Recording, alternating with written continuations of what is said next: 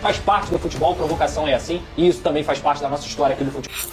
Foi o único que chamou o jogo pra si, ele que sofre a falta, inclusive, pro Lucas Piton bater e o João Vitor fazer o... Agora vamos ver o que disseram Vene Casagrande e Lucas Pedrosa sobre a situação do Vasco. Bora conferir as análises e opiniões desses dois que sempre trazem informações quentes sobre o gigante da colina. Com o torcedor do Vasco. Já estava apontando para nossa torcida ali quem que ia decidir o jogo. Então acho que vou até agradecer ele por ter feito o C ali de Cláudio para nossa torcida, que ele já estava avisando que ia ser gol meu. Ah, mas posso falar? Pessoal, vai, Ryan, faz de novo, você tem que fazer mesmo. É confiança, é clássico. Ainda mais o Ryan, que é um garoto que vem da base. Sabe o quente que é um Fluminense Vasco, um Fla-Flu.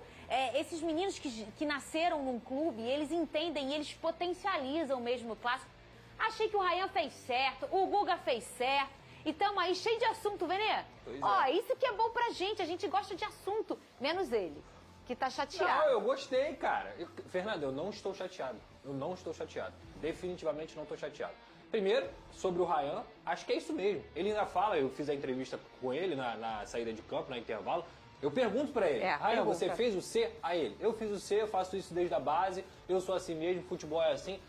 Tá de parabéns, cara. Personalidade tem que ser assim mesmo. Sabe por quê? O Ryan, do Vasco da Gama, foi o único jogador que chamou a responsabilidade pra si. O único jogador que entrou em campo e falou assim, eu vou jogar esse clássico, eu não vou sentir o clássico. Então, primeiro tem que parabenizar aqui, faz parte do futebol, provocação é assim, e isso também faz parte da nossa história aqui do futebol. Lucas carioca. Pedrosa, que estava na reportagem da Cazé TV, sua primeira dessa passagem, né? Sim. Porque você já fez várias lá. Minha primeira de Brasileirão. Com muita categoria, você, como sempre, fazendo um trabalho maravilhoso, meu amigo. Eu tenho um orgulho danado de você.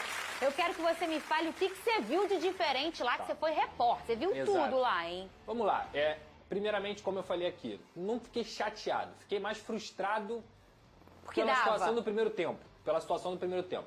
Eu não acho que o Vasco jogou bem. O Vasco jogou mal pra mim. O Vasco fez um jogo bem abaixo do que se espera, de um clássico principalmente. E eu tava ao lado do Fernando Diniz e ele também percebeu isso. Por quê? Em relação ao plano de jogo, quem se deu melhor foi o Renato. Porque ele entendeu que o Fernando Diniz é um cara que gosta de sair ali curtinho, e isso é natural, faz parte do jogo dele, já falei isso aqui diversas vezes. Só que o elenco do Fluminense conhece todas as mecânicas que o Fernando Diniz tem para sair jogando. Então, obviamente, uniu um pouquinho do Renato com o que esse conhecimento de elenco do Fluminense tem também. Encurralou as laterais do Vasco, o Paulo Henrique não conseguia sair jogando, Lucas Piton não conseguia sair jogando.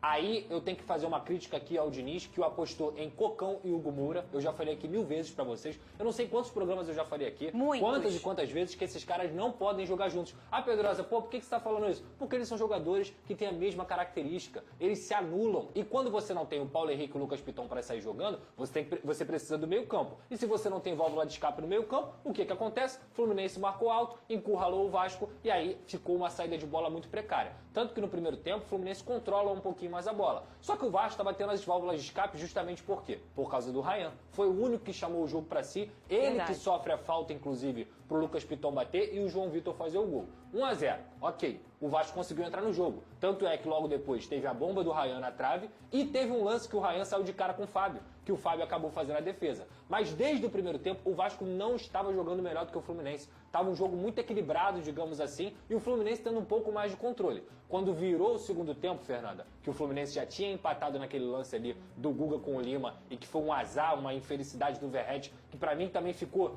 abrindo o braço para poder reclamar com a questão de impedimento e não prestou atenção na jogada, então por isso que ele fez o gol contra, o Vasco sentiu o gol, como tem sido dessa equipe. No segundo tempo, o Fluminense já era melhor do que o Vasco. O Fluminense controlou melhor a partida do que o Vasco e estava ganhando o campo, estava tendo a oportunidade. Quem parecia mais próximo de fazer o gol no segundo tempo? Era o Fluminense, sem dúvida alguma. E foi isso que aconteceu. Tudo bem, num chute raro do Guga, um chute de felicidade imensa, tem que dar mérito total para ele. Vi uma galera falando que o Léo Jardim falhou, desculpa gente, eu estava lá, tá? E vou falar novamente o que eu falei aqui sobre lances ao vivo e lance no replay. No replay você vai começar a achar um monte de falha. É verdade. No ao vivo, meu camarada, você não tem noção da velocidade que a bola pega. Não tem noção da força do chute do Guga e como ele foi feliz naquele momento. Então, zero falha do Léo Jardim. Pra mim foi muito mais falha do Sforza, que perde a bola na entrada da área. E aí o Guga consegue receber tranquilo, mas o Guga teve muito mérito. Dominou, soltou a bomba, 2-1 pro Fluminense. Sem terra arrasada, acho que o Vasco foi abaixo do que se espera, jogou pior do que o Fluminense,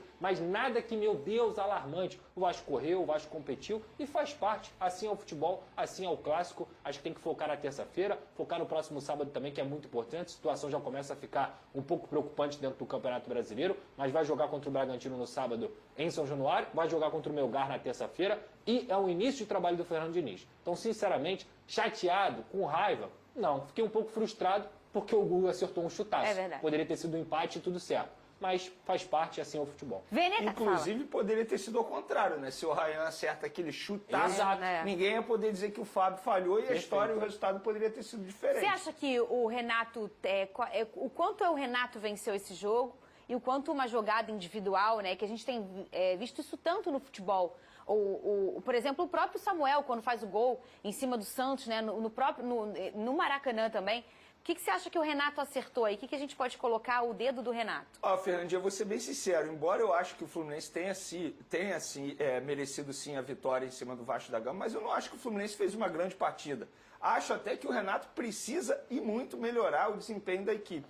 Porque a gente brincou aqui no começo, não sei quantas vezes, se eu não me engano, 70% das vitórias do Fluminense foi por conta de um gol no finalzinho. Até que ponto isso é estratégia do treinador ou porque ele mudou aquele jogo de prancheta que a gente mencionou sobre o Felipe Luiz? Não sei. Eu acho que é muito mais resiliência dos jogadores buscando a vitória até o fim. Mas nesse jogo contra o Vasco da Gama, analisando esse jogo, eu acho que o Fluminense fez uma partida melhor. Acredito eu também que o Vasco da Gama tenha sentido um pouco da parte física, mas aí eu não sei porque o Diniz demorou tanto para substituir, não sei porquê, não sei se ele confiou demais nos jogadores, mas acho que ele poderia ter mexido antes.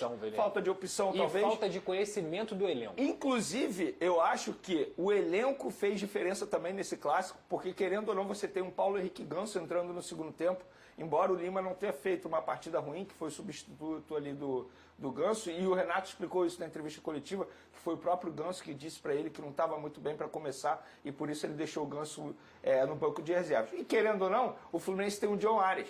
O primeiro gol, foi o gol, entre aspas, do John Arias. A jogada dele foi algo impressionante, a forma como ele busca o gol até o fim. E o Guga estava numa noite, assim, absurda, iluminada. E aí eu vou voltar no 11 contra 11. Lembra quando eu votei no Paulo Henrique? Porque eu achava o Paulo Henrique mais importante para o Vasco da Gama? Por conta disso. Porque o Samuel Xavier tem um Guga, que pode substituí-lo à altura. E eu sempre confiei no Guga. O Guga é bom jogador, gente. Já foi seleção olímpica, inclusive.